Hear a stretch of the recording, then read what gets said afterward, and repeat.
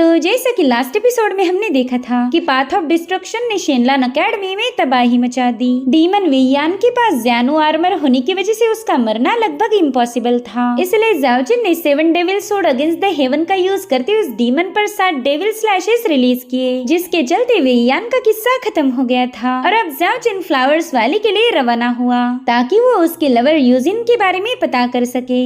अब आगे तो इस एपिसोड की शुरुआत में हम ज़ाओजिन को देख पाते हैं जो कि उसी इमॉर्टल ट्री के पास बैठा था जहाँ पर वो 10,000 साल पहले यूजिन को छोड़ गया। उसके अतीत की यादें उसे हॉन्ट करने लगी जब यूजिन ने सिर्फ ज़ाओजिन को बचाने के लिए अपनी जान दांव पर लगा दी। उस वक्त ज़ाओजिन पूरी तरह से मजबूर और लाचार था।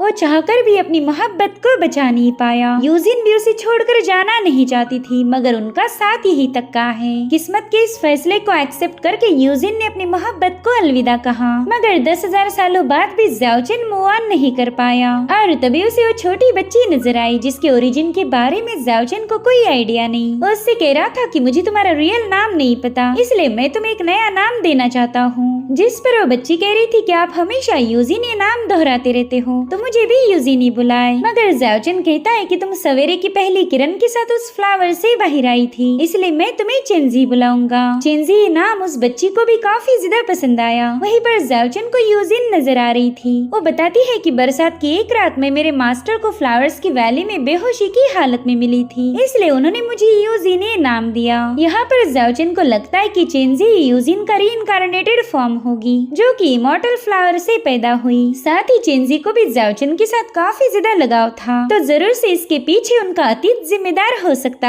है। अब ज़ाओजिन ने डोंगडोंग का एग भी उसी इमॉर्टल फ्लावर में रख दिया था, क्योंकि इस फ्लावर की प्योर स्पिरिचुअल एनर्जी डोंगडोंग को जल्दी से वापस ला सकती है। अब ज़ाओजिन चेंजी से कह रहा था कि हम यही पास के टाउन में घर लेंगे, वहाँ पर तुम अपने नए दोस्त बना सकती हो और मैं तुम्हारे लिए खाना पकाऊंगा। जब तक कि डोंगडोंग हिल नहीं होता हम उसी कायुन सिटी में स्टे करेंगे। साथ ही उसने चेंजी से वादा किया कि आज के बाद वो चेंजी को कभी खुद से अलग नहीं करेगा और ना ही उसे कभी हर्ट होने देगा। तो इस तरह से चेंजी को प्रोटेक्ट करने की जिम्मेदारी ज़ाओजिन ने उठा ली थी। और अब हमें इंजिन किंगडम की कैपिटल कायुन सिटी दिखाई गई जो कि काफी ज्यादा खूबसूरत और लाइवली थी। यहाँ पर हम एक बंदे को देख पाते हैं जिसने बहुत ही लंबी सोड कैरी की है। उसका मानना था जितनी सोड लंबी होगी वो उतने ही ज्यादा लोगों को एक साथ मार पाएगा। इधर चेंजी तो इस टाउन में आकर काफी ज्यादा खुश थी और उसे खुश देखकर ज़ाओजिन के चेहरे पर भी स्माइल आ गई। वो चेंजी के लिए एक नया आउटफिट बनवाना चाहता था, इसलिए ये लोग एक दर्जी की शॉप पर चले गए। यहाँ पर ज़ाओजिन ने चेंजी का ये नया आउटफिट वैसा ही बनाया था जैसा कि यूजिन पहना करती थी। इधर चेंजी अपने नए आउटफिट को लेकर काफी ज्यादा खुश थी और उतने में किसी ने शॉप का डोर बड़ी जोरों से ओपन किया,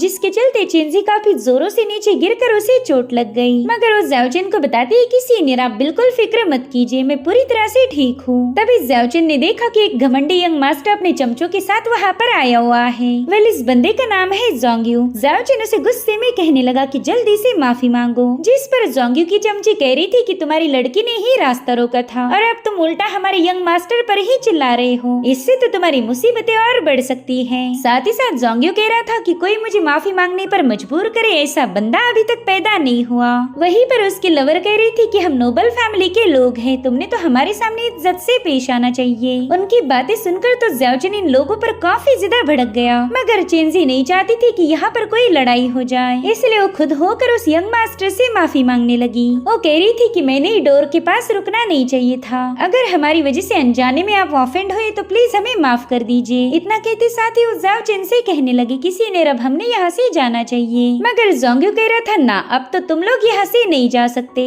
जो सुनते साथ ही ज़ाओजिन चेंजी को बताने लगा कि कभी कभार हमारे पीछे हटने से मसले सॉल्व नहीं होते, कुछ पागल कुत्तों को पीटने के बाद ही उन्हें अक्ल आती है। जो सुनते साथ ही जोंग्यू ज़ाओजिन पर पंच हिट करने की कोशिश करता है, मगर ज़ाओजिन बड़ी तेजी के साथ साइड में हट गया। जोंग्यू कह रहा था चलो तुम्हारे पास भी कुछ एबिलिटीज है, अब तो तुम्हें कूटने में और ज्यादा मजा आएगा। वैसे भी काफी दिनों से मुझे अपनी मसल स्ट्रेच करने का मौका ही नहीं मिला था। तो ज़ाओजिन चेंजी को शॉपकीपर के पास छोड़ देता है ताकि वो सेफ रह पाए। और अब ये दोनों स्ट्रीट पर उतर गए थे। सिटी के लोग कहने लगे कि जोंग्यू से कोई पंगे नहीं लेता, पता नहीं इस लड़के ने ऐसा क्या किया जो जोंग्यू इतना ज्यादा भड़क गया है। वहीं पर जोंग्यू ज़ाओजिन से कह रहा था कि अगर तुम मेरे सामने घुटने टेको तो शायद मैं तुम्हें जिंदा छोड़ दूं। हालांकि ज़ाओजिन कहता है क्या हम अब शुरू कर सकते हैं। तो जोंग्यू कहने लगा, ओ शायद तुम्हें मरने की कुछ ज्यादा ही जल्दी हो रही, तो चल आजा फिर। उसके ऐसा कहते साथ ही ज़ाओजिन हवा से भी तेज रफ्तार के साथ उस पर एक पंच हिट कर चुका था, जिससे तो जोंग्यू घायल होकर नीचे पटक जाता है। ज़ाओजिन उससे कह रहा था कि तुम ये मुकाबला हार गए और मैं तुमसे और फाइट नहीं करना चाहता,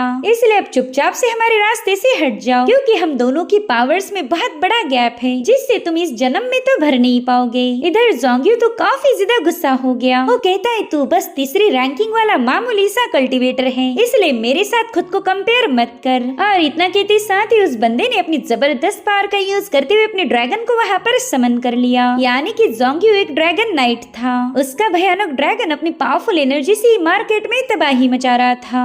वहीं पर जोंग्यू बताने लगा कि हम ड्रैगन नाइट्स इस दुनिया के सबसे पावरफुल कल्टीवेटर माने जाते हैं। वहीं पर ज़ाओजिन सोचता है कि यहाँ पर फाइट की तो इनोसेंट लोग घायल हो जाएंगे, इसलिए वो जोंग्यू से कहने लगा कि मैं मासूम लोगों को हर्ट करना नहीं चाहता, अगर तुझ में वाकई दम है तो मुझे स्क्वायर पर मिल। इतना कहते साथ ही ज़ाओजिन स्क्वायर की तरफ रवाना हो गया। स्क्वायर पर भी कई सारे लोग इनका मुकाबला देखने के लिए जमा हो गए थे और अब ज़ाओजिन अपनी जबरदस्त लैशेस के साथ उस ड्रैगन पर अटैक करने लगा। वहीं पर ड्रैगन भी अपनी पावर्स का यूज करते हुए इस पूरे इलाके में तबाही मचा रहा था, मगर ज़ाओजिन ने बड़ी तेजी के साथ जाकर अपनी तलवार सीधे उस ड्रैगन के पाँव में स्टैप कर दी और अब वो अपनी सोड को ड्रैग करते हुए इस ड्रैगन पर बहुत ही अमेजिंग स्लैश रिलीज कर चुका, जिससे जोंग्यू का ड्रैगन घायल हो जाता है। इधर जोंग्यू के चमचों को समझ आ चुका था कि जोंग्यू इस बंदे को हरा नहीं पाएगा, इसलिए वो चेंजी को अपने कब्जे में ले लेते हैं। जो देख ज़ाओजिन उस बंदी से गुस्से में कह रहा था कि जल्दी से चेंजी से दूर हट जा, मगर वो बंदी कहाँ ही उसकी सुनने वाली थी। वो कहती चलो ये तो पता चला कि ये लड़की तुम्हारी कमजोरी है, अब चुपचाप से हमारे लॉर्ड की मार खाओ वरना मैं इस बच्ची को खत्म कर दूंगी। तब तक जोंग्यू ने ज़ाओजिन पर हमला कर दिया, जिसे डॉज करते हुए ज़ाओजिन पीछे की तरफ पुश हो जाता है। वहीं दूसरी तरफ वो बंदी चेंजी को चोक करने लगी और इधर जोंग्यू ज़ाओजिन पर कई सारे हमले किए जा रहा था, मगर ज़ाओजिन बस उन्हें अपनी सोड से ही रोकने लगा क्योंकि उसका पूरा ध्यान चेंजी पर था। इधर चेंजी को काफी ज्यादा तकलीफ हो रही थी, मगर फिर भी वो अपने मुंह से कोई आवाज नहीं निकालती।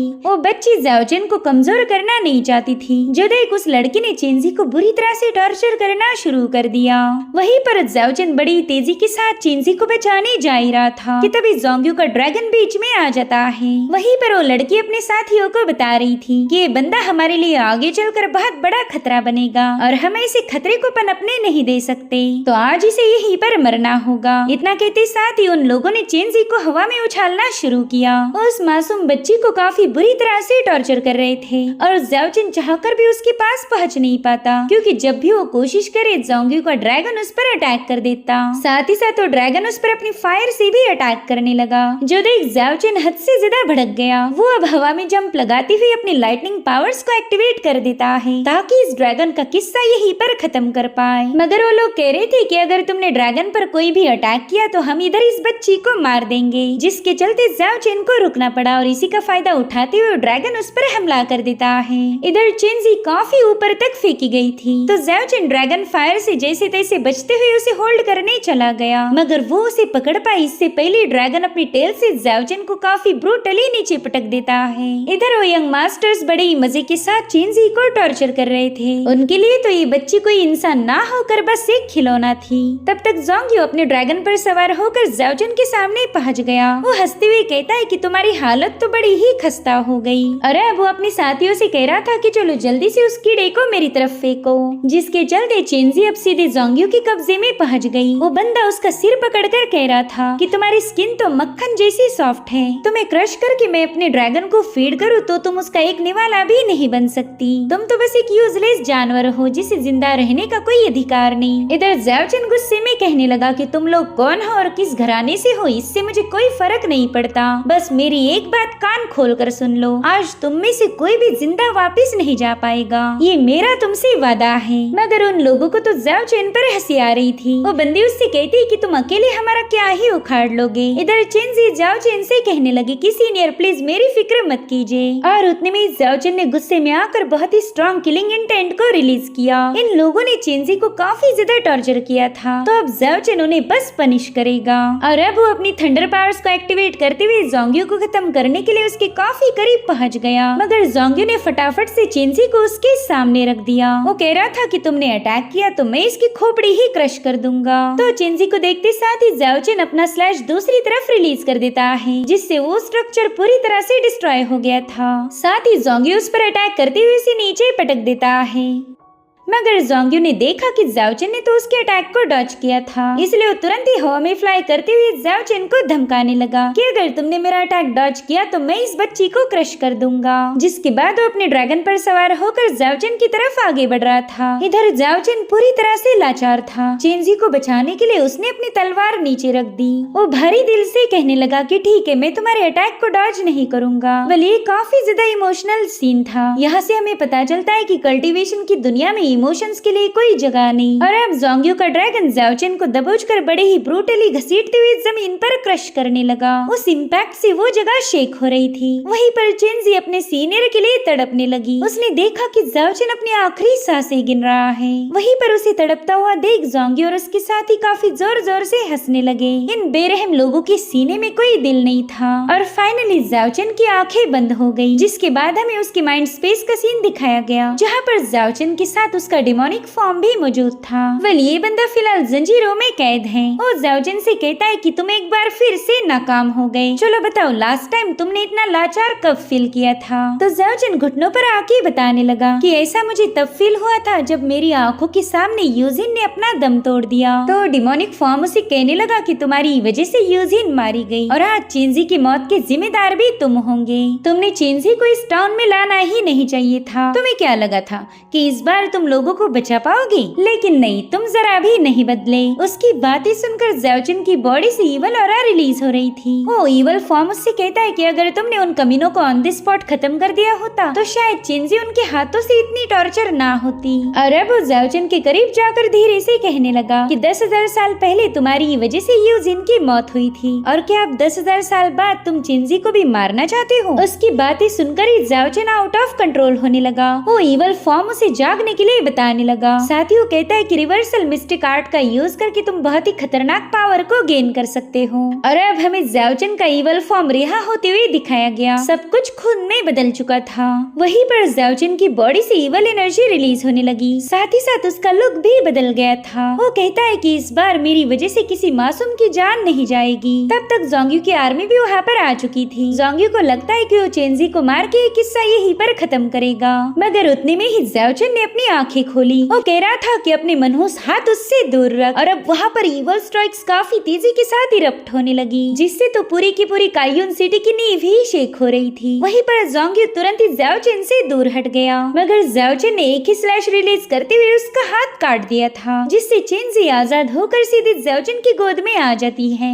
वहीं पर ज़ाओचेन ने उस ड्रैगन का हॉर्न भी उखाड़ लिया था और अब वो बड़े ही कूल अंदाज में जाकर जोंग्यू के पीछे खड़ा हो गया। जोंग्यू को पता था कि उसकी मौत उसके पीछे खड़ी है। और फिर ज़ाओचेन ने उसी के ड्रैगन हॉर्न को जोंग्यू की खोपड़ी में आर पार घुसा दिया। ज़ाओचेन ने उसे बहुत ही खौफनाक मौत दी थी। उसकी बॉडी को देखकर ही उसके चमचों की तो फटके हाथ में आ गई। इधर वो ड्रैगन ज़ाओचेन को रेजिस्ट करने लगा। तब तक इंजिन किंगडम का सेनापति भी वहाँ पर आ जाता है। उसे लग रहा था कि शायद जोंग्यू का ड्रैगन उसके दुश्मन को मार देगा, और उसका अंदाजा बिल्कुल सही है क्योंकि ये ड्रैगन उसे मारना चाहता था। तो ज़ाओचेन उसे कमांड देता है कि चुपचाप से हमें लेकर ग्राउंड पर जाओ, मगर वो ड्रैगन तो उसे लेकर और भी ऊपर की तरफ फ्लाई करने लगा। जो देखते साथ ही ज़ाओचेन ने गुस्से में आकर अपनी सोड को हवा में टॉस करते हुए अपनी सोड के हैंडल पर एक लात जड़ दी, और उसके ऐसा करते साथ ही वो सोड बड़ी तेजी के साथ जाकर उस ड्रैगन के गर्दन को काट चुकी थी। वेल, ये सीन वाकई काफी ज्यादा कमाल का था। अब वो ड्रैगन तो मर चुका, इसलिए वो सीधी जमीन की तरफ गिरने लगता है, और उसी को होल्ड करके ज़ाओचेन भी नीचे आ चुका था। लोग हैरान थे कि ये बंदा जिंदा कैसे बच गया। वहीं पर जोंग्यू की लवर काफी ज्यादा डरने लगी, क्योंकि उसने इतनी देर तक चेंजी को काफी ज्यादा टॉर्चर किया था,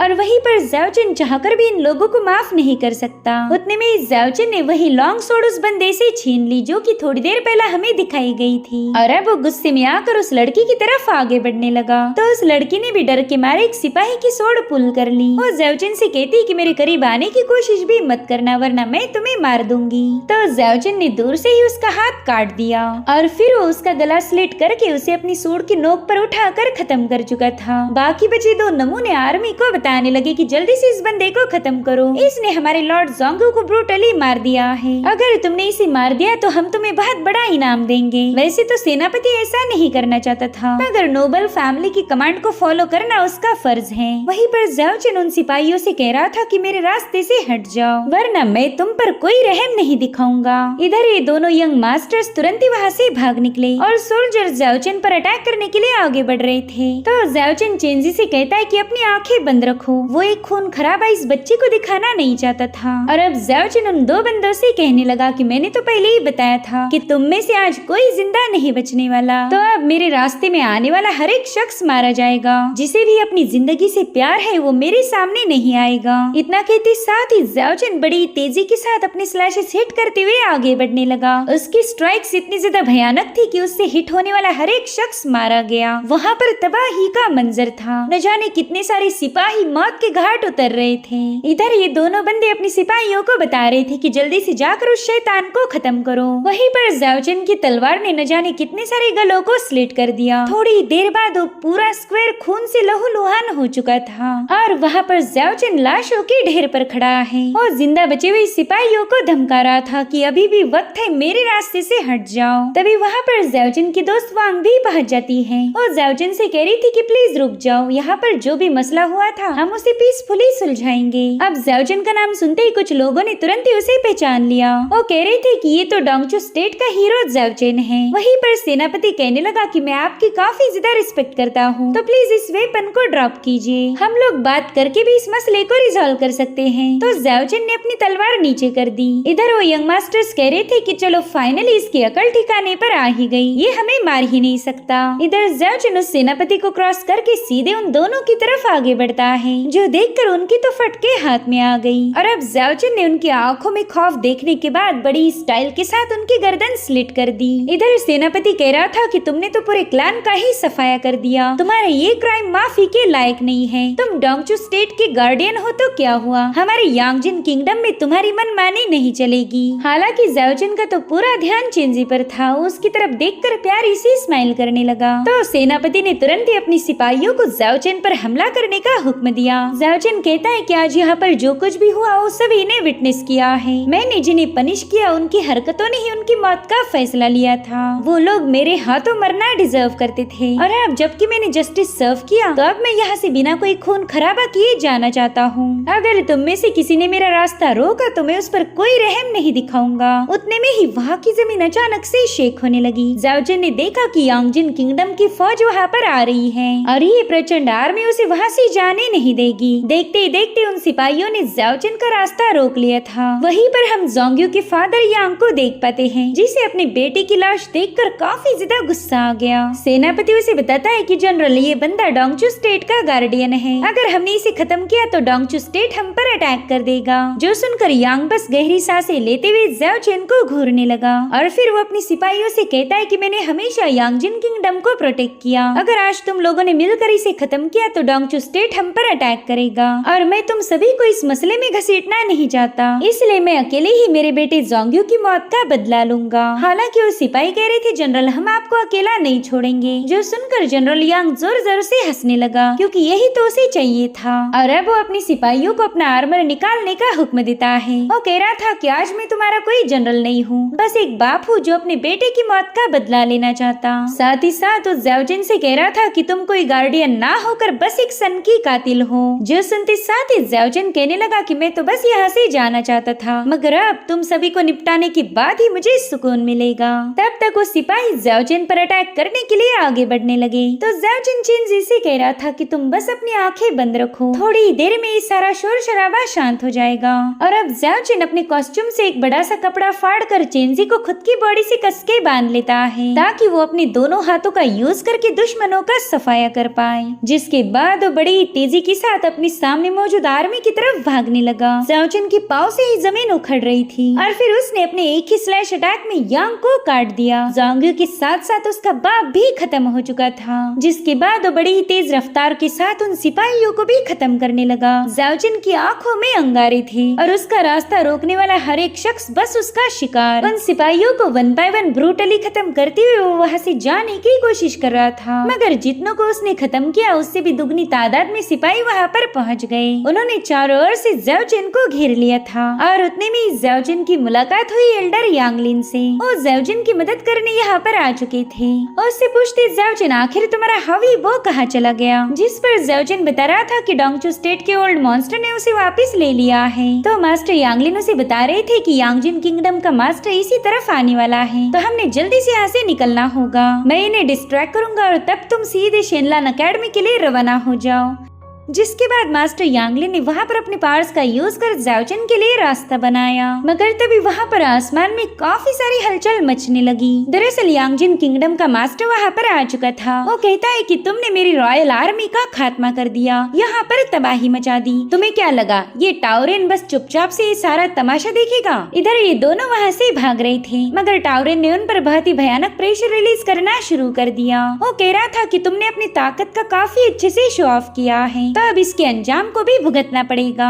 तो ज़ाओ जिन उसे बताता है कि मैंने बेवजह किसी पर अटैक नहीं किया था, मेरे साथ बदतमीजी की गई, मुझे काफी ज्यादा ह्यूमिलेट किया गया। अगर तुम मेरी जगह होती तो क्या ये सब तुम बर्दाश्त कर भी पाते? जिस पर टाउरेन कहने लगा कि तुम ये बहाने बताकर यहाँ से भाग नहीं सकते, मेरे होते हुए तो बिल्कुल नहीं। जिस पर ज़ाओ जिन कहता है कि मैं डोंगचू का प्रोटेक्टर हूँ, अगर तुमने मुझे खत्म किया तो डोंगचू यांगजिन किंगडम पर अटैक कर देगा। हालांकि टाउरेन को इससे कोई फर्क नहीं पड़ता। वो अपने जायंट हैंड से ज़ाओ जिन को क्रश करने की कोशिश करने लगा, मगर मास्टर यांगलिन ने बीच में आकर उसे बचा लिया। हालांकि वो भी अब काफी ज्यादा घायल हो चुके थे। तब तक टाउरेन ज़ाओ जिन पर एक और अटैक कर देता है। यहाँ पर ज़ाओ जिन ने अपने ऊपर एक शील्ड फॉर्म कर ली थी, मगर उस हेवनली हैंड क्रशर का इम्पैक्ट इतना स्ट्रॉन्ग था कि वहाँ पर तबाही मच गई। इधर ज़ाओ जिन ने उस सारा प्रेशर खुद पर ले लिया ताकि चेंजी महफूज रह पाए। उसके मुंह से काफी ज्यादा खून आ रहा था, जो देख चेंजी भी रोने लगी। वो कह रही थी, सीनियर प्लीज मुझे छोड़कर ना जाए, आपने मुझसे वादा किया था कि आप हमेशा मेरे साथ रहोगे। और उसी वक्त ज़ाओ जिन के मुंह से खून उस पर बरसने लगा। तब तक टाउरेन के लोगों ने ज़ाओ जिन को चारों ओर से घेर लिया। इसलिए ज़ाओ जिन ने भी फैसला किया कि अब जब तक वो इस टाउरेन को खत्म नहीं करेगा तब तक यहाँ से नहीं जाएगा। टाउरेन कह रहा था कि तुम इतने घायल हो चुके हो कि कभी मुझे खत्म नहीं कर सकते, मगर ज़ाओ जिन तो अपना सब कुछ दांव पर लगाने के लिए तैयार था। यहाँ पर ज़ाओ जिन उसके फैमिली की ancient technique reverse profound art का यूज करने लगा, जो कि उसके फादर ने दी हुई एक स्पेशल टेक्निक है। मगर इसे यूज करने वाले शख्स के माइंड और नेचर में काफी सारे बदलाव होंगे। साथ ही ये टेक्निक उस पर्सन की लाइफ एनर्जी को पूरी तरह से ड्रेन कर देगी। आज तक इस टेक्निक का यूज करके कोई भी जिंदा नहीं बच पाया, और अब ज़ाओ जिन ने उसे ही एक्टिवेट किया था, जिसके चलते उसकी बॉडी में बदलाव होने लगे। उसने तो गुस्से में आकर चेंजी को भी दूर फेंक दिया था, मगर मास्टर यांगलिन उसे पकड़ लेते हैं। इधर ज़ाओ जिन की बॉडी से बहुत ही स्ट्रॉन्ग ऑरा रिलीज होने लगी। साथ ही वहाँ पर कई सारे अवतार उसने समन कर लिए थे, जो देखकर ही सभी लोग हैरान हो गए। और अब वो अवतार ज़ाओ जिन की बॉडी में अपनी पावर्स ऐड करने लगे, जिससे ज़ाओ जिन का फॉर्म पूरी तरह से ईवल बन गया। वो मास्टर यांगलिन से कहता है कि प्लीज चेंजी का ख्याल रखना। दरअसल उसके दिल में रिग्रेट है कि वो यूजिन को प्रोटेक्ट नहीं कर पाया, और वही रिग्रेट वो दोबारा से एक्सपीरियंस नहीं करना चाहता था। जिसके बाद वो हेवन डिफाइंग सोर्ड टेक्निक को एक्टिवेट कर देता है, जो कि अपने मैग्निफिसेंट 7 स्लैशेस के लिए फेमस थी। पहले स्लैश अटैक को तो टाउरेन ने काफी अच्छे से डॉज किया। ज़ाओ जिन के दूसरे स्लैश के लिए वो अपनी शील्ड को फॉर्म कर लेता है, मगर ज़ाओ जिन के तीसरे स्लैश ने उसकी शील्ड को क्रश कर दिया था। और अब टाउरेन भी उसे रोकने के लिए हेवनली हैंड क्रशर का यूज करने लगा, मगर ज़ाओ जिन तो बस यूजिन को मिस करते हुए उसके हर एक अटैक को डिस्ट्रॉय करने लगा। हर एक स्ट्राइक के साथ उसकी पावर बढ़ती जा रही थी। मीनवाइल टाउरेन ने वहाँ पर सोड के कई सारे फ्लोज क्रिएट कर लिए। हालांकि ज़ाओ जिन को तो बस वो पल याद आ रहे थे जब हेवन ने यूजिन को उससे छीन लिया। अब गुस्से के मारे उसकी बॉडी से बहुत ही भयानक एनर्जी रिलीज हो रही थी, जिसके बाद वो अपने अगले स्लैश में टाउरेन के सभी सोर्ड्स को एक्सप्लोड कर चुका। उसके एक और स्लैश में तो टाउरेन एक धमाके के साथ घायल होकर नीचे गिर गया। वो सोचता है कि इस बंदे की लाइफ एनर्जी फेड हो रही, ये बस थोड़ी देर में मारा जाएगा। मगर ज़ाओ जिन को तो अभी भी अपने 7 स्लैशेस पूरे करने थे, तो वो अपनी बची हुई सारी स्ट्रेंथ का यूज कर 7वें स्लैश को समन करने लगा। इधर टाउरेन ने अपने सामने एक बहुत ही बड़ी डायनेस्टी क्रिएट कर ली, जो कि टाउरेन को ज़ाओ जिन के अटैक से महफूज रखेगी। मगर तभी ज़ाओजिन बड़ी तेजी के साथ उसकी तरफ भागने लगा। मीनवाइल उसे यूजिन के साथ बिताए हुए हसीन लम्हे याद आ रहे थे और अब वो हवा में फ्लोट करते हुए अपना आखिरी स्लैश रिलीज कर देता है, जो कि इतना ज्यादा भयानक था कि जमीन में दरारें पड़ने लगी। कायून सिटी तो पूरी तरह से खंडर में तब्दील हो गई और फाइनली टाओरेन मारा गया। इधर चिंजी ज़ाओजिन को देखकर काफी ज्यादा रोने लगी और फिर ज़ाओजिन भी अपनी आंखें बंद कर चुका। वो यूजिन के पास पहुंच गया था, मगर तभी हम देख पाते कि टाओरेन तो अभी तक मरा ही नहीं। वो कहता है कि 7 स्लैशेस खत्म हो गए, लेकिन फिर भी तुम मुझे मार ना पाए। अब टाओरेन उसे मारने के लिए उसकी तरफ आगे बढ़ रहा था, मगर तभी चिंजी तुरंत ही जाकर टाओरेन के सामने खड़ी हो गई। साथ ही मास्टर यांगलिन और ज़ाओजिन की पुरानी दोस्त वांग भी टाओरेन से कह रही थी कि बैटल अब खत्म हो चुकी है, तो प्लीज आप इस छोटी बच्ची पर रहम दिखाएं। हालांकि टाओरेन के दिल में तो कोई रहम नहीं था, उसने तो मन बना लिया कि वो इस बच्ची को जरूर से खत्म करेगा।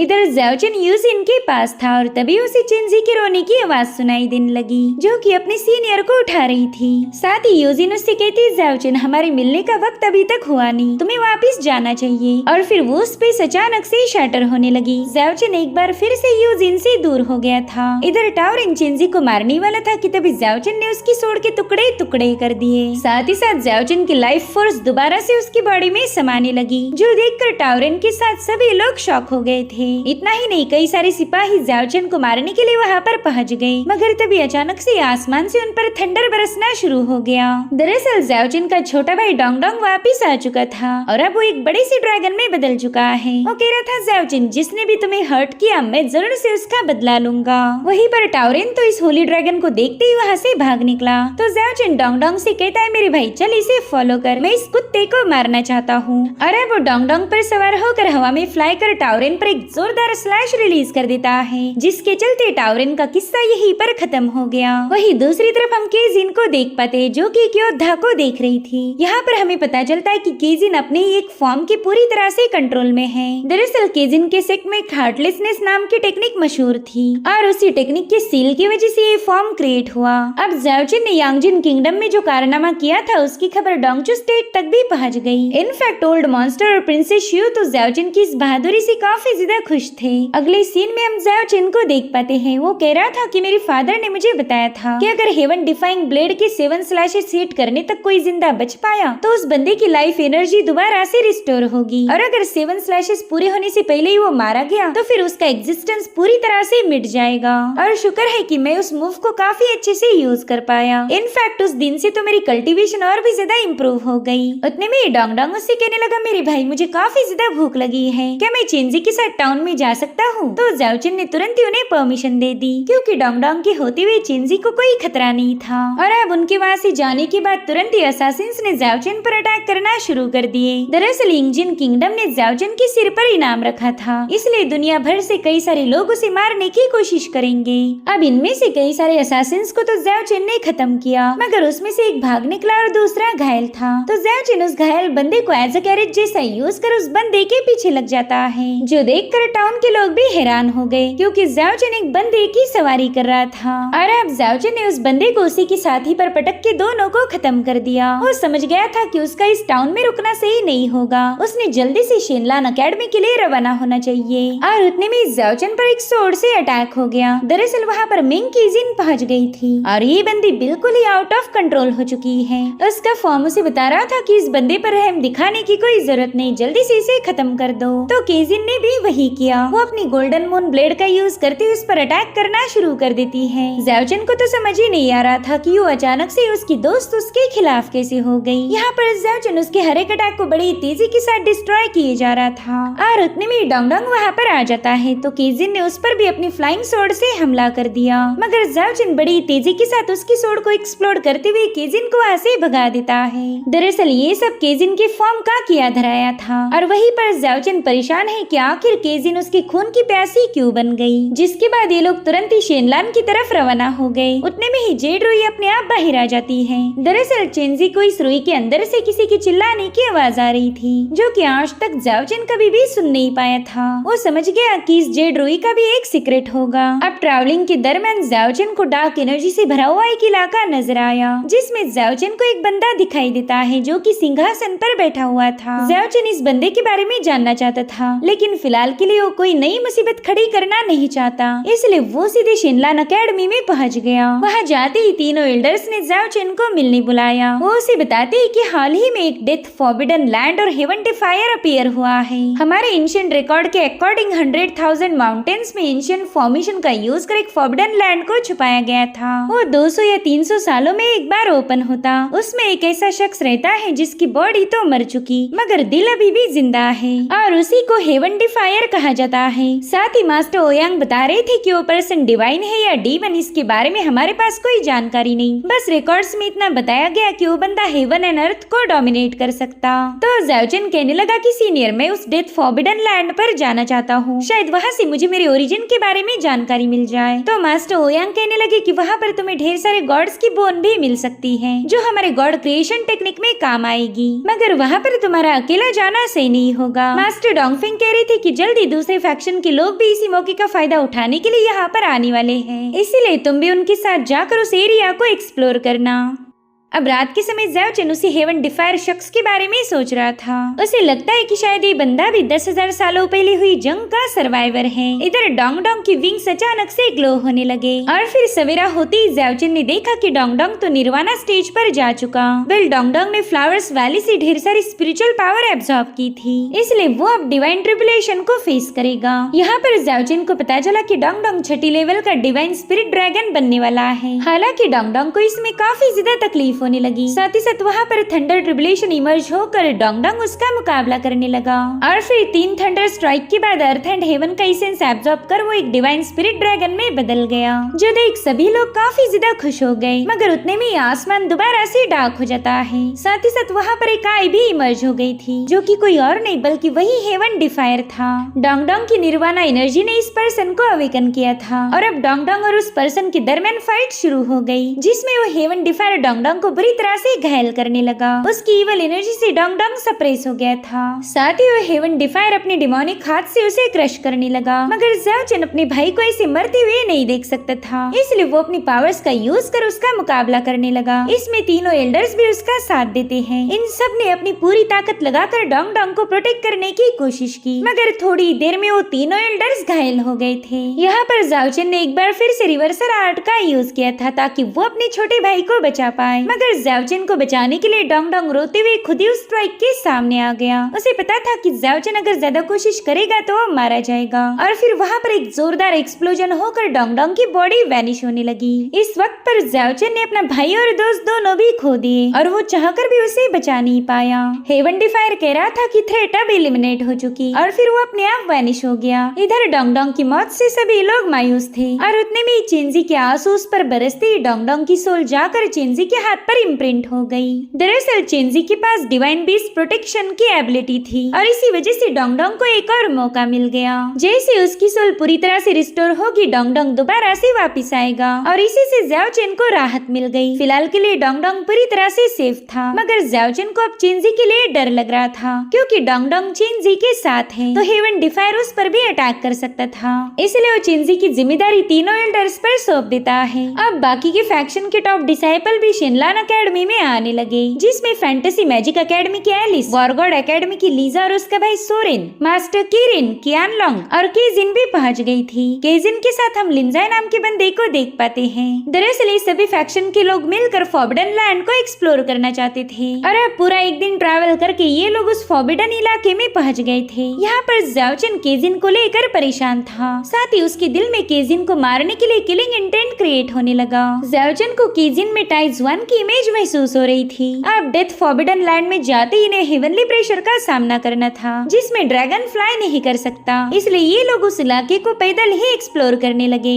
ये लोग एक ऐसी जगह पहुंच गए जो कि बड़े बड़े स्केलेटन से भरी हुई थी और उतने में ही हेवन डिफायर अवेकन हो गया। वो तो इन सभी को अपनी केव में तुरंत ही पुल कर लेता है। वेल, इस केव को डेथ जेडी कहा जाता था। हेवन डिफायर कहने लगा कि 200 सालों बाद बस तुम्हारे जैसे कमजोर लोग ही यहाँ आ पाए। मुझे तो किसी इमॉर्टल या फिर गॉड का इंतजार था। विली बंदा काफी ज्यादा विशाल है और इसका एक विंग डिवाइन तो दूसरा डिमोनिक था। साथ ही इसका हाफ फेस भी डिवाइन और अदर हाफ डिमोनिक है। ज़ाओजिन उससे पूछता है कि बताओ तुम इतने सालों से यहाँ पर किसका इंतजार कर रहे हो। विली दोनों एंशिएंट लैंग्वेज में बात कर रहे थे जो कि इन बाकी लोगों की जरा भी पल्ले नहीं पड़ रही थी। ज़ाओजिन कह रहा था कि 10,000 साल पहले गॉड्स और डीमन मारे गए। क्या तुम मुझे इसके पीछे की वजह बता सकते हो? बताओ डिवाइन गॉड्स और डीमंस के कब्रिस्तान को किसने बनाया था? और उसके सारे सवाल सुनकर ही हेवन डिफायर गुस्से में चिल्लाने लगा। वो कह रहा था कि मुझे कुछ भी याद नहीं, तुम मुझसे ये सारे सवाल मत पूछो। उसके चिल्लाने की वजह से ये सभी लोग बेहोश हो गए और फिर थोड़ी देर बाद इन्हें दोबारा से होश आ जाता है। हेवन डिफायर ज़ाओजिन से कह रहा था कि पुरानी बातें याद करके मुझे काफी ज्यादा तकलीफ होती है, इसलिए ऐसे सवाल ना पूछो जिससे मैं अपने होशो हवास खोकर सब कुछ डिस्ट्रॉय कर दूं। खैर अब तुम लोग यहाँ आ ही गए हो तो मेरी ट्रायल को पास करना होगा, वरना तुम सब के सब मारे जाओगे।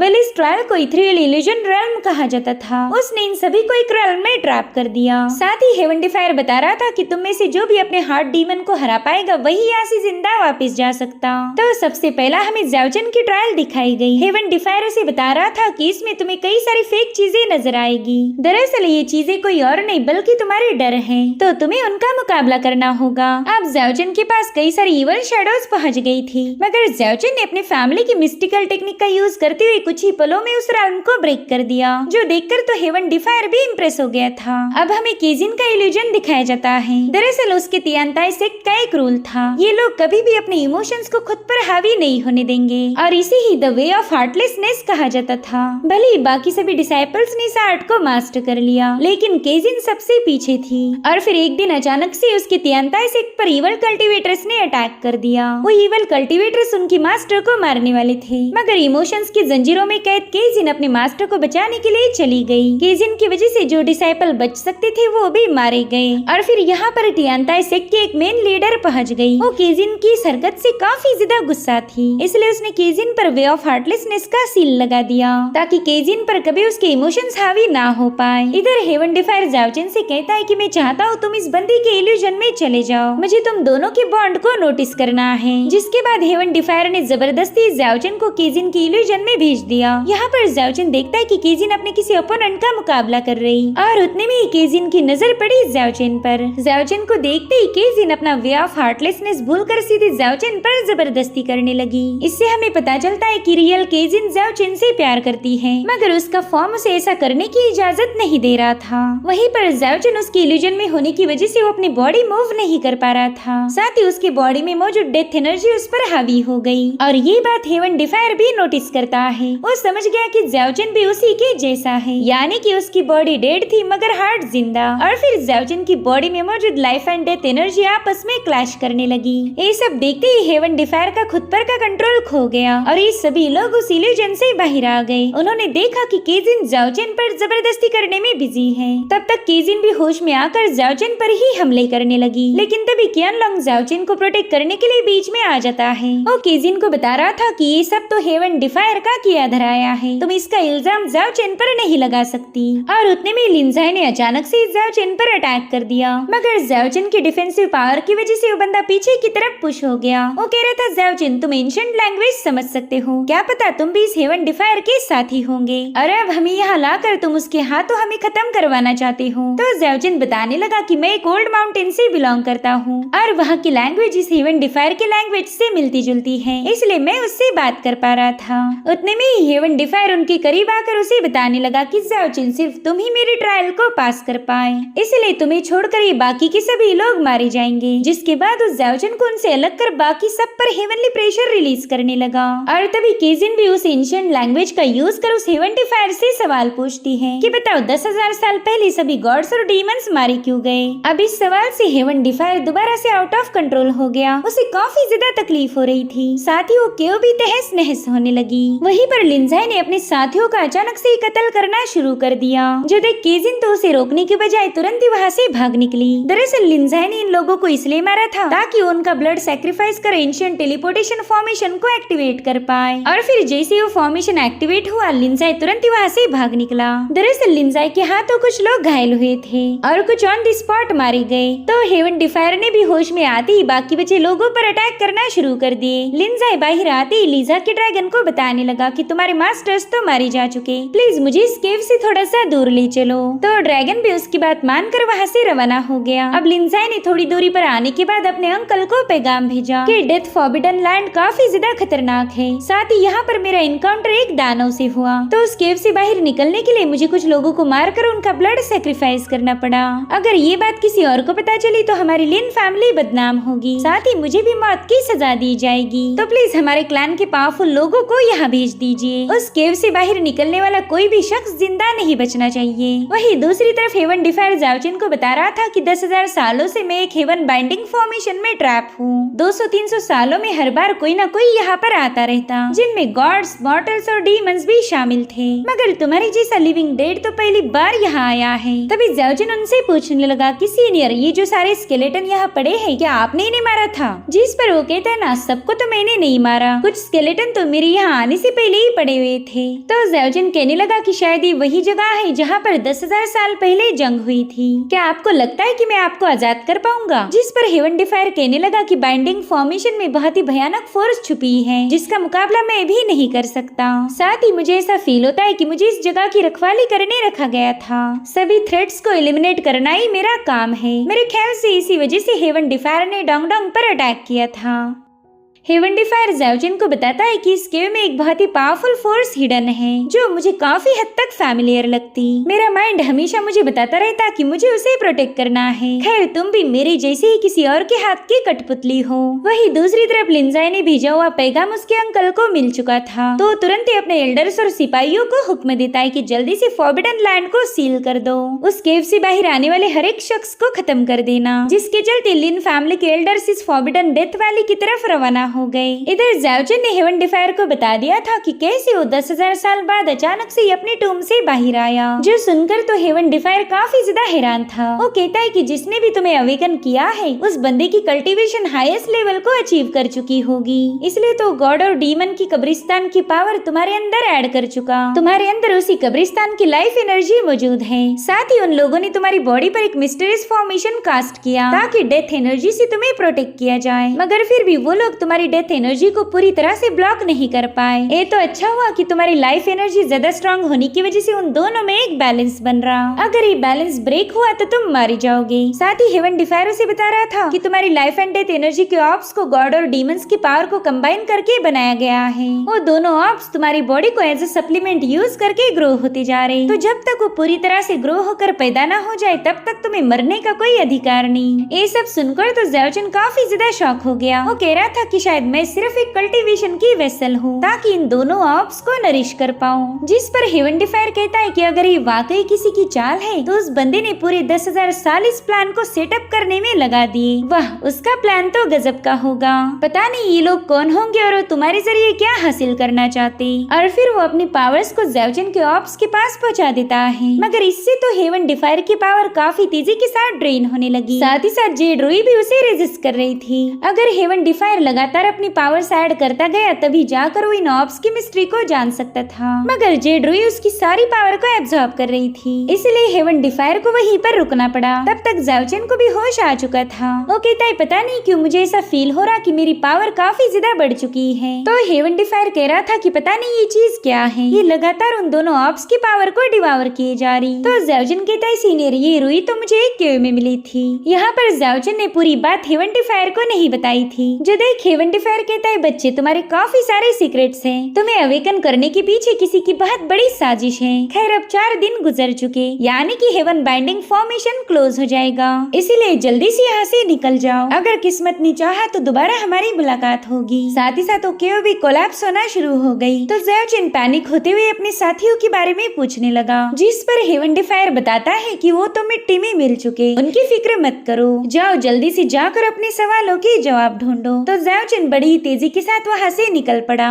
और थोड़ी देर में वो केव के शटर होने से पहले ही वहाँ से बाहर आ चुका था, मगर बाहर आते ही उस पर अचानक से तीरों से वार हो गए। दरअसल लिन फैमिली के एल्डर्स उसे खत्म करने पहुंच गए थे, तो उनके अचानक किए गए हमलों की वजह से ज़ाओजिन बुरी तरह से घायल हो गया। इसलिए अब ज़ाओजिन ने भी फाइट बैक करना शुरू कर दी। वो कई सारे लोगों का खात्मा कर रहा था, मगर असासिन्स तो खत्म होने का नाम नहीं लेते। उतने में ही लिन फैमिली के एल्डर ने ज़ाओजिन के सीने पर एक जोरदार लात मार दी, जिस जिससे जाओचेन इंटरनली घायल होकर ब्लड की वोमिट करने लगा। उसे पता था कि अब यहाँ से भागने में उसकी भलाई है, मगर तभी दूसरे एल्डर ने उस पर फ्लाइंग एरोज शूट कर दिए। जाओचेन ने कई सारे एरोज को तो डिस्ट्रॉय कर दिया था, मगर कुछ एरोज उसकी बॉडी को पियर्स करके पार निकल गए, जिसमें जाओचेन बुरी तरह से घायल हो गया और अब वो दोनों एल्डर्स मिलकर उस पर हमला करने के लिए रवाना हो गए। मगर जाओचेन ने सीधे क्लिफ से नीचे छलांग लगा दी थी, जिसके बाद हमें लिन फैमिली का मेंशन दिखाया गया, जहाँ पर लिंजाई को खबर मिली कि उस नापाक केव में से बस जाओचेन ही बाहर आ पाया, मगर लिन फैमिली के लोग उसे मारने में नाकाम हो गए। तो लिंजाई हुक्म देता है कि जाओचेन का खात्मा करना काफी ज्यादा जरूरी है,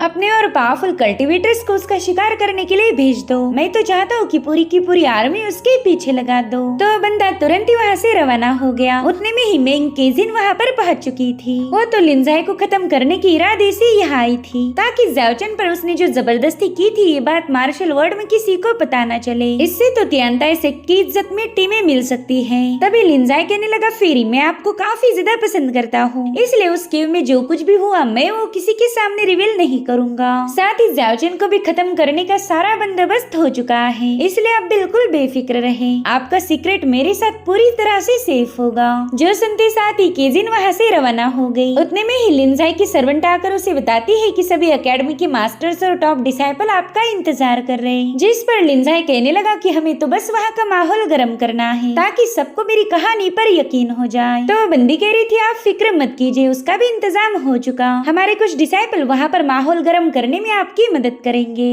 इधर जाओचेन तो इन एल्डरों की पकड़ से निकल गया था, मगर उन्होंने पूरे माउंटेन पर अपने सिपाही तैनात कर दिए, ताकि जाओचेन यहाँ से किसी भी कीमत पर जिंदा वापस ना जा पाए। अगर जाओचेन वहाँ से भाग निकला तो लिंजाई ने जिन भी लोगों को मारा था वो राज सबके सामने आ सकता था। इससे लिन फैमिली बदनाम हो जाएगी। इधर सभी एल्डर्स लिंजाई के इंतजार में थे और वो उन्हें बताता है कि मेरे सभी साथी मारे गए। वहीं दूसरी तरफ जाओचेन एक केव में पहुंच गया था। वो कहता है कि ये सारे असासिन्स लिंजाई ने ही मेरे पीछे लगवा दिए, ताकि वो अपनी रेपुटेशन को बचा पाए। और मैं ये भी जानता हूँ कि हमारे जितने भी साथी मारे गए वो उन सभी की मौत का इल्जाम मुझ पर लगाएगा। और यहाँ पर जाओचेन का अंदाजा पूरी तरह से सही था, क्योंकि इधर लिंजाई एल्डर्स को बता रहा था कि उस केव में एक हेवन डिफायर है और उसकी भाषा सिर्फ जाओचेन ही समझ पाया। पता नहीं जाओचेन ने उस हेवन डिफायर को क्या बताया। उस बंदे ने तो सीधे हम पर अटैक करना ही शुरू कर दिए थे, जिसके चलते सिर्फ मैं और केजिन ही वहाँ से जिंदा वापस लौट पाए। जाओचेन उसी डेमन के साथ था, उसने अपनी साथियों की बलि चढ़ा दी। शेनलान अकेडमी के लोगों को छोड़कर बाकी सबको लिंजाई की बातों पर यकीन हो चुका था। वहीं दूसरी तरफ जाओचेन की लाइफ एंड डेथ एनर्जी ने बाहर निकलकर वहाँ पर एक फॉर्मेशन सेटअप कर दिया, जिसके बाद जेड्रोई उसी पावर का यूज करते हुए जाओचेन की इंजुरीज को हील करने लगी और इससे जाओचेन के चेहरे पर कई सारे क्रैक्स पड़ गए। इधर सभी डिसाइपल जाओचेन की खून के पैसे बन गए थे। उन्हें लगता है कि जाओचेन ही केव में गए हुए सभी डिसाइपल्स की मौत का जिम्मेदार है। वहीं पर लिंजाई ने तो जाओचेन के सिर पर 1.5 लाख गोल्ड टेल्स का इनाम रख दिया। तो इस तरह से बेचारा जाओचेन बेवजह ही बदनाम हो गया था। वहीं दूसरी तरफ जाओचेन की लाइफ एंड डेथ एनर्जी उसे हील कर चुकी थी। इतना ही नहीं, वो कल्टीवेशन की चौथी रेल्म के पहले स्टेज पर पहुंच चुका है। वो गुस्से में कह रहा था कि अब शिकारी खुद शिकार बनेगा। साथ ही मौसम भी तूफानी था। तो जाओचेन कहने लगा कि ये किलिंग के लिए एकदम परफेक्ट माहौल है। जिसके बाद हमें लिन फैमिली के कैंप्स दिखाए गए, जो कि फॉरेस्ट के बीचों बीच सेटअप है। साथ ही कई सारे कल्टीवेटर्स जाओचेन पर नजर रखने के लिए तैनात किए थे। तो जाओचेन ने बड़ी शांति के साथ उन्हें 1 बाय 1 स्लिट करना शुरू कर दिया। उसने ब्रूटली उन सभी का खात्मा करते हुए कैंप में एंट्री ली। वहाँ मुझे सारे कल्टीवेटर्स तो मौत के घाट उतर गए थे और फिर वो लिन फैमिली के लिबास में सीधे एक एल्डर पर हमला करने पहुंच चुका। पहला तो जाओचेन ने स्लीपिंग ड्रग का यूज किया, जिससे वो एल्डर अपनी पावर का सही से यूज नहीं कर पा रहा था और फिर उस एल्डर पर अटैक करते हुए जाओचेन ने वो पूरा कैंप ही ब्लास्ट कर दिया, जिसकी आवाज सुनकर दूसरा एल्डर बाहर आ चुका था। वो देखता है कि उसका साथी तो जाओचेन की गिरफ्त में है और फिर जाओचेन ने उस एल्डर के सामने उसके साथी का बड़े ब्रूटली खात्मा कर दिया। जो देखते साथ ही वो एल्डर भी गुस्से में आकर जाओचेन पर अटैक कर देता है, मगर जाओचेन बड़ी तेज रफ्तार के साथ पीछे की तरफ ढकेला गया।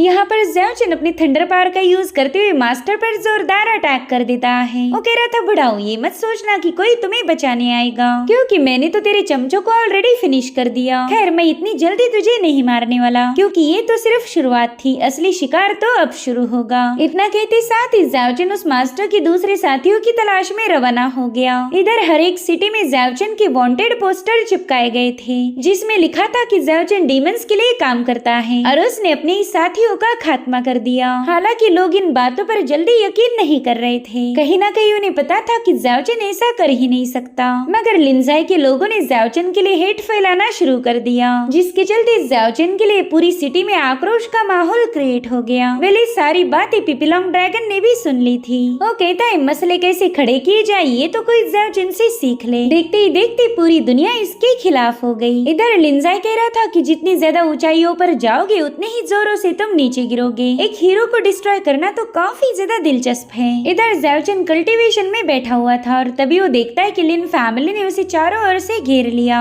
साथ ही उन लोगों ने ज़ाओ चेन पर हमले करना शुरू कर दिए थे, मगर अपनी थंडर पावर के साथ वो कई सारे लोगों को निपटा चुका। हालांकि ज़ाओ चेन को खत्म करने वाले लोगों की तादाद बिल्कुल भी कम नहीं हो रही थी, क्योंकि लिनजाई ने ज़ाओ चेन के सिर पर बहुत बड़ा इनाम रखा है। तभी एक बंदा अपनी बीस्ट पर सवार हो कि वहाँ पर पहुँच गया। ज़ाओ चेन उससे कहता है कि मैं चौथी रेलम का कल्टीवेटर हूँ, फिर भी मुझ पर इतना कम इनाम रखा गया, इससे तो मेरा अपमान हो जाएगा। खैर मैं डोंगचू स्टेट का प्रोटेक्टर हूँ तो मैं तुम्हें इससे 4 गुना ज्यादा दूंगा। तुम लोगों को बस मुझे सिटी ऑफ फ्रीडम तक पहुँचा देना है। हालांकि लिनजाई ने काफी अच्छे से इन लोगों का ब्रेन वॉश किया था, तो लोग कहते हैं कि तुम डीमंस का साथ देकर अपने ही साथियों को मार रहे हो, इसलिए हम तुम पर कभी भरोसा नहीं कर सकते। तो ज़ाओ चेन भी अपनी जबरदस्त स्लैश रिलीज करते हुए कुछ लोगों को निपटा चुका था, मगर लगातार हो रही बैटल्स की वजह से वो अब पूरी तरह से एग्जॉस्ट हो चुका है, इसलिए उन लोगों को अपने पीछे भगाते हुए एक ब्रिज पर पहुंच जाता है। इधर वो असासिन उस पर कई सारे अटैक कर रहे थे, जिसमें वो ब्रिज कोलैप्स हो गया। हालांकि ज़ाओ चेन अपनी ड्रैगन कैचर हैंड टेक्निक की मदद से दूसरी साइड पर पहुंच चुका था, तो ये लोग अपने दूसरी टीम को सिग्नल भेज देते हैं। इधर ज़ाओ चेन भी बुरी तरह से घायल था। वो कहता है कि लिनजाई ने सबको ही मेरे खिलाफ भड़का दिया, अगर मैं सच बता भी दूंगा तो कोई मुझ पर यकीन नहीं करने वाला। और उतने में केजिन वहाँ पर पहुँच गई। उसके स्नेक अटैक से तो ज़ाओ चेन बाल बाल बच गया। केजिन कह रही थी कि मैं तुम्हारा यूज करके लिन फैमिली को तबाह करना चाहती थी, मगर तुमने तो ये काम मेरी उम्मीद से भी बेहतर किया, इसलिए अब मुझे तुम्हारी कोई जरूरत नहीं, तो चलो मरने के लिए तैयार हो जाओ। इतना कहते साथ ही उसने ज़ाओ चेन पर स्लैश अटैक रिलीज कर दिया था, जिसे वो उतनी ही तेजी के साथ डिस्ट्रॉय कर चुका। वो कहता है केजिन मैं जानता हूँ तुम लिनजाई को भी मारना चाहती हो, तो क्यों ना हम दोनों मिलकर पहला उसे खत्म कर दे और फिर बाद में हम दोनों का भी मुकाबला होगा। जिस पर केजिन कह रही थी कि लिनजाई को तो मैं आसानी से मार सकती हूँ, असली खतरा तो तुम हो। इधर ज़ाओ चेन सोच रहा था कि अब अगर मैं इसके साथ फाइट करूंगा तो मेरी मौत पक्की है, मगर उतने में केजिन को असासिन्स की आवाजें आने लगी, तो तुरंत ही वहाँ से भाग निकलती है। इधर ज़ाओ चेन को असासिन्स ने चारों ओर से घेर लिया था, जो देख केजिन कहने लगी कि बस तुम मारे जाओ, फिर मेरा दिमाग पूरी तरह से शांत हो जाएगा। अगर तुम जिंदा रहे तो हमारी तियानताई से की लेगेसी लॉस्ट हो जाएगी। इधर ज़ाओ चेन इन लोगों को समझा रहा था कि मैंने कोई क्राइम नहीं किया, ये तो बस उस लिनजाई की एक चाल थी, मगर कोई उसकी बातों पर यकीन नहीं करता। तब तक लिन फैमिली का एल्डर भी वहाँ पर पहुँच गया। ये वही बंदा है जिसे ज़ाओ चेन ने थोड़ी देर पहला जिंदा छोड़ा था। वो एल्डर उससे कहता है ज़ाओ चेन इस बार तो तेरी मौत पक्की है। जिस पर ज़ाओ चेन कह रहा था कि अगर मैं मारा गया तो तुम सबको अपने साथ ले जाऊंगा। जो सुनते साथ ही मास्टर अपनी मैजिकल पावर का टोर्नेडो क्रिएट कर लेता है, मगर ज़ाओ चेन ने तुरंत ही उसे डिस्ट्रॉय कर दिया। वेल इन दोनों में जबरदस्त फाइट शुरू हो चुकी थी। मीनवाइल वो मास्टर अपनी स्पिरिचुअल बर्ड से ज़ाओ चेन पर अटैक कर देता है। ज़ाओ चेन उसे डिस्ट्रॉय करने की पूरी कोशिश कर रहा था, मगर वो इसमें फेल हो गया और तभी वो मास्टर उसकी कोर पर एक जोरदार अटैक कर देता है, जिसके चलते ज़ाओ चेन काफी दूर जाकर पटक गया। अब वो मास्टर अपने फाइनल मूव के लिए तैयार था, जो देख केजिन ईवल स्माइल करने लगी। इस मोमेंट पर तो केजिन जितना ईवल मुझे और कोई लगा ही नहीं। ये बंदी हद से ज्यादा बदल चुकी थी। अब वो मास्टर ज़ाओ चेन पर अटैक कर पाई, इससे पहले पिपीलोंग ने वहाँ पर धमाका कर दिया। वो ड्रैगन बड़े ही कूल अंदाज में वहाँ पर आ चुका था, तो ज़ाओ चेन उसे कहने लगा मेरे दोस्त काफी दिनों के बाद तुमसे मुलाकात हुई, जरा इन्हें अपने जलवे दिखाओ। हालांकि वो मास्टर अपने चमचों को बता रहा था कि ये ड्रैगन तो किसी काम का नहीं। वहीं पर लिनजाई का दूसरा चमचा कह रहा था कि अगर ये ड्रैगन मारा गया तो हम इसकी स्किन और हड्डियों का यूज करके पावरफुल आर्टिफैक्ट बना सकते हैं। जो सुनते साथ ही ड्रैगन कह रहा था कि कोई भी मेरी नाजुक और खूबसूरत बॉडी को हाथ नहीं लगा सकता, और फिर वो बड़ी ही अजीब सी साउंड वेव का यूज करते हुए वहाँ पर एक चट्टान से अटैक कर देता है। इतना ही नहीं, वहाँ पर जायंट्स की बहुत बड़ी फौज पहुंच चुकी थी, जो कि इन सभी लोगों को कुचलने लगे। उन्होंने उस पूरी जगह पर आतंक मचा दिया। इधर ज़ाओ हैरान होकर पिपीलोंग से पूछ रहा था कि भाई क्या तुम इन्हें कंट्रोल कर सकते हो, जिस पर पिपीलोंग बताता है ना मुन्ना ना, ये तो बस मेरी चार्मिंग पर्सनैलिटी और ब्लड लाइन सेपरेशन का कमाल है। इधर उन जायंट्स ने ऑलमोस्ट सभी को खत्म कर दिया था, साथ ही उस मास्टर को भी अपनी लात के नीचे क्रश करते हुए उसका कीमा बना देते हैं, जो देखकर तो केजिन डर के मारे वहाँ से भाग निकली। अब पिपीलोंग ज़ाओ को बता रहा था मेरे भाई पूरी सिटी ऑफ फ्रीडम तुम्हारे खिलाफ हो गई, इसलिए वहाँ जाने का कोई फायदा नहीं होने वाला। इससे अच्छा तो तुम मेरे साथ दुनिया घूमने चलो, हम दोनों भाई मिलकर न जाने कितनी सारी लड़कियों को पटा सकते हैं। मगर ज़ाओ ने इसके लिए मना कर दिया। वो कह रहा था कि मुझे वापस जाकर किसी को खत्म करना है। तो पिपीलोंग उसे लेकर सिटी में पहुंच गया। यहाँ पर ज़ाओ कुछ पर्चियां बांट रहा था, जो देख ड्रैगन कहता है भाई हम तो किसी को मारने आए थे ना, मगर तू है कि हर शहर और विलेज जाकर लव लेटर्स बांटता फिर रहा। तो ज़ाओ बताता है कि ये तो बस मेरी एक प्लानिंग है, अब मुझे मरने का नाटक करना होगा ताकि सबको मेरी बातों पर यकीन आ जाए। तुमने वो कहावत तो सुनी होगी ना कि मरने वाला बंदा कभी झूठ नहीं बोलता, तो हम बस उसी का यूज करेंगे। जिसके बाद ये लोग लिन मैंशन में घुस जाते हैं। यहाँ पर ज़ाओ ने पिपीलोंग के पास एक स्लीपिंग ड्रग दिया था, जिसका यूज करके ये लोग लिनजाई के लोगों को बेहोश करेंगे। ज़ाओ कह रहा था कि फिर तो हमें बस केजिन की जरूरत पड़ेगी, अगर उसने सबके सामने आकर सच बोल दिया तो मेरा नाम क्लियर हो जाएगा। जिस पर ड्रैगन कह रहा था भाई अगर तू उस केजिन को बाहों में लेकर उसकी चुम्मी ले ले तो जरूर से तेरा साथ देगी, फिर तो तू जो बोलेगा वो करने के लिए तैयार हो जाएगी। जो सुनते साथ ही ज़ाओ ने उसे एक जोरदार फटका लगा दिया। वो कह रहा था कि तुझे तो बस रोमांस के अलावा और कुछ समझ ही नहीं आता। जिसके बाद पिपीलोंग बड़ी हीरोइक अंदाज में डांस करते हुए मेंशन के बाहर पहुंच गया। वो स्लीपिंग ड्रग को स्प्रेड करते हुए वहाँ मौजूद सिपाहियों को बेहोश कर रहा था और इसी का फायदा उठाकर ज़ाओ सीधे लिनजाई के कमरे में पहुंच गया। वो बंदा कल्टीवेशन में बैठा हुआ था, तो ज़ाओ ने सीधे लिनजाई के सीने में अपनी तलवार आर पार कर दी। लेकिन ज़ाओ ने देखा कि वहाँ पर तो कोई मुर्दा था, यानी कि ज़ाओ खुद ही लिनजाई के जाल में फंस चुका है। और उतने में एक एल्डर ने पिपीलोंग पर हमला कर दिया। पिपीलोंग उसे बेहोश करने की कोशिश करता है, मगर उस मास्टर पर इसका कोई असर नहीं हुआ था।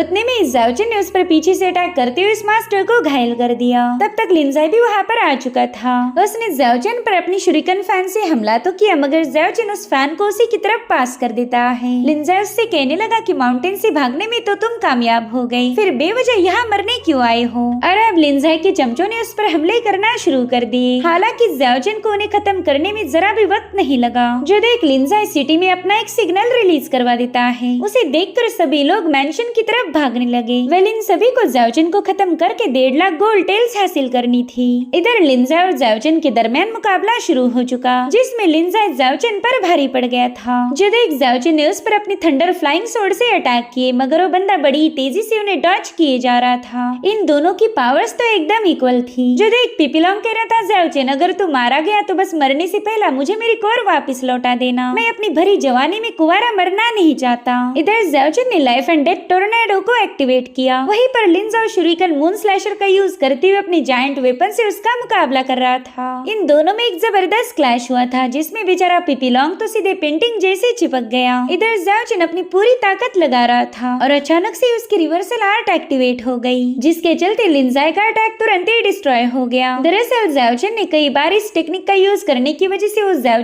की इवल साइड को बाहर आने पर मजबूर कर रही थी। तभी ज़ाओ पिपीलोंग से कहता है कि अब हमने अपने प्लान के नेक्स्ट स्टेप को पूरा करना होगा, इसलिए वो दोनों तुरंत ही वहाँ से भाग निकले। मगर लिनजाई को पूरा यकीन था कि ज़ाओ आज मारा जाएगा। इधर पिपीलोंग ज़ाओ ने लिखे हुए सारे टेम्पलेट्स हवा में उछालने लगा, जिसमें ज़ाओ ने बताया कि लिनजाई ने अपने सभी साथियों को मार दिया ताकि वो ब्लड ट्रांसपोर्टेशन फॉर्मेशन को एक्टिवेट करके उस केव से भाग निकले। मगर किसी को ज़ाओ की बातों पर यकीन नहीं था। ज़ाओ ने उस लेटर में ये भी लिखा है कि फेरी केजिन काफी ज्यादा बहादुर है। उसने हेवन डिफायर के साथ जबरदस्त फाइट करके उस बंदे को डिस्ट्रैक्ट किया। केजिन की वजह से मैं उस केव से जिंदा वापस लौट पाया। वेल ये लेटर लिनजाई ने भी पढ़ लिया था। वो कहता है कि ज़ाओ की सच्चाई किसी के सामने नहीं आनी चाहिए, वरना तो मसला हो जाएगा। इधर ज़ाओ अपने थंडर पावर का एक्सप्लोजन करते हुए कई सारे लोगों को घायल कर चुका। तब तक पिपीलोंग भी वहाँ पर आ जाता है। वो ज़ाओ से कह रहा था कि जल्दी से छुप जाओ, अब सब कुछ रेडी है। तो ज़ाओ ने एक सिपाही को घायल करते हुए उसे अपने कपड़े पहना दिए और अब थोड़ी देर में पिपीलोंग कई सारे लोगों को लेकर वहाँ पर पहुँच गया। वो सीधे उस बंदे की मुंह पर फायर से अटैक कर देता है ताकि कोई इसके मुंह को देखकर इसे पहचानने न पाए। जिसके बाद पिपीलोंग अपनी आंखों पर ढेर सारी थूक लगा के मातम बनाना शुरू कर चुका। सबको यही लग रहा था कि जाओ चिन तो मारा गया है, इसलिए वो लोग बड़ी बेरहमी से उस बंदे के हाथ पांव तोड़ने लगे ताकि 1.5 लाख गोल्ड टेल्स का इनाम उन्हें मिल पाए। और तब तक जाओ चिन पिपीलोंग को लेकर वहाँ से भाग निकला। पिपीलोंग कह रहा था कि भाई तुमने तो अपने लेटर में उसकी जिनकी तारीफें की थी, मगर वो बंदी तो तुम्हें मारना चाहती है, फिर तुमने ऐसा क्यों किया? जिस पर जाओ चिन बताने लगा कि केजिन खुद से ज्यादा अपनी तियांताई से प्यार करती है, उसने टावर ऑफ डिस्ट्रक्शन को मिटाने की कसम खाई थी, इसी वजह से केजिन को मैंने एक हीरो बना दिया। उसके तियांताई फैक्शन की इज्जत में अब 4 चांद लगने वाले हैं, तो जाहिर सी बात है कि सही वक्त आने पर फेरी केजिन मेरी ही साइड लेगी। अब पूरे सिटी में ये बात फैल गई कि जाओ चिन मारा गया क्योंकि उस पर घिनौने इल्जाम लगाए गए थे जिन्हें वो बंदा सहन नहीं कर पाया। साथ ही ये खबर तेजी से फैलने लगी कि ये सब तो लिंजाई का ही किया धराया था, जिससे अब लोग लिंजाई पर भड़क गए। वो कहते हैं कि लिंजाई ने हमें मिसलीड करके हमारे हीरो जाओ चिन के ही खिलाफ कर दिया, इसलिए वो लोग अब जाओ चिन की मौत का बदला लेने के लिए लिंजाई के मेंशन की तरफ रवाना हो गए। वहीं पर शेनलान के एल्डर्स ने लिंजाई को अरेस्ट कर लिया। उसे कुछ दिनों बाद शेनलान अकेडमी लाया गया था, जहाँ पर सभी लोग उस पर भड़क गए। वो कहते हैं कि जाओ चिन ने अपने खून से वो लेटर लिखे थे, यानी कि वो बंदा बिल्कुल झूठ नहीं बोल रहा था। तुम्हें उसे फंसाया जिसके चलते जाओ चिन की मौत हो गई। अब ये लोग चाहते थे कि लिंजाई को भी मौत की सजा दी जाए, जिस पर लिंजाई कह रहा था कि मैंने तुम लोगों से कोई झूठ नहीं बोला, बस फेरी मेंग केजिन को यहाँ आने दो और वो केव में जो कुछ भी हुआ था वो सब कुछ बता देगी। और उतने में फेरी केजिन वहाँ पर पहुँच चुकी थी। लिंजाई को सजा मिलेगी या रिहाई इस बंदी की गवाही पर डिपेंड था, और लिंजाई को अच्छे से पता है कि केजिन और जाओ चिन के आपस में नहीं जमती, तो ये बंदी मेरी ही साइड लेगी। लेकिन फेरी केजिन एल्डर्स को बताती है कि जाओ चिन ने जो भी कहा वो सब सच है। जो सुनते साथ ही लिंजाई तो फेरी केजिन पर काफी ज्यादा भड़क गया। वो कह रहा था कि तुम तो उस जाओ चिन के साथ मिल चुकी हो, इसलिए यहाँ आकर झूठ बोल रही। मगर केजिन कहने लगी कि तुम्ही ने हमारे सभी साथियों को मारा था और तुम्हारी वजह से जाओ चिन भी खत्म हो गया। इधर तो लोगों में और ज्यादा गुस्सा बढ़ गया। वो तो किसी कीमत पर लिंजाई को खत्म करना चाहते। उनमें जाओ चिन भी मौजूद था, वो भी खुद के ह्यूमिलेशन का बदला लेना चाहता है। हालांकि लिंजाई को फिलहाल कोई पनिशमेंट नहीं मिलेगी क्योंकि अभी तक लिन फैमिली वहाँ पर नहीं आई थी। इधर जाओ चिन ने खुद के मुंह पर खून लगा लिया। वो कह रहा था कि अब स्टेज पर जाने की बारी मेरी है। और इसी के साथ ये एपिसोड यहीं पर एंड हो जाता है। Thank you so much for watching. Bye bye, take care.